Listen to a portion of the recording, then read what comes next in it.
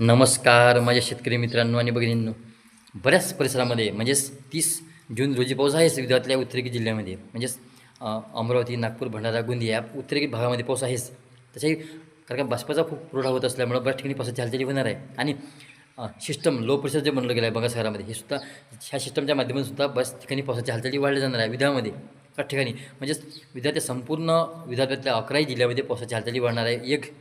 1 जुलै 1, 2, 3, 4, 5 या 5 जुलैच्या दरम्यान 5 दिवसामध्ये म्हणजे 1 जुलै ते 5 जुलैपर्यंत संपूर्ण विदर्भामध्ये पावसाची हालचाली वाढणार आहे. म्हणजेच पावसाची रेंज हलकासा रिमझिम पाऊस किंवा हलका ते मध्यम पाऊस किंवा ढगांचा गडगड ऐकू लागला थोडासा मध्ये जोरदार पाऊस, काही भागात नॉनस्टॉप एक अर्ध्या घंट्याचा, पाऊण घंट्याचा किंवा 1 घंट्याचा पाऊससुद्धा पडणार आहे.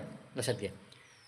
कारण का सिस्टम मागं सिस्टम येणार आहे. त्याच्यामुळे पावसाच्या ज्या भागात पाऊस असा कुठल्याच भागात राहणार नाही, ते पाऊस पडला नाही म्हणून लक्षात घ्या. संपूर्ण भागामध्ये पावसाची हालचाली होणार आहे. एवढं बघ चला. पाऊस पडणार आहे पण बऱ्याच ठिकाणी पावसाची हालचाली होणार आहे आणि संपूर्ण विदर्भामध्ये पाऊस राहणार आहे.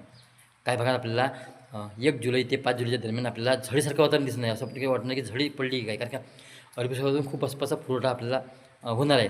अरबी समुद्रात बर्फाचा पुरवठा आणि सिस्टम समोर असं जाणार आहे आपल्या मध्य भारतामधून.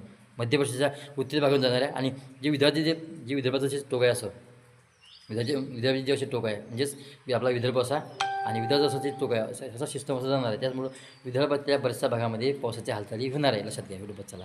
ठीक आहे. आपल्याला सविस्तर सांगण्याचा प्रयत्न केला आपल्याला असं हात दाखवून. लक्षात घ्या. एवढं चला.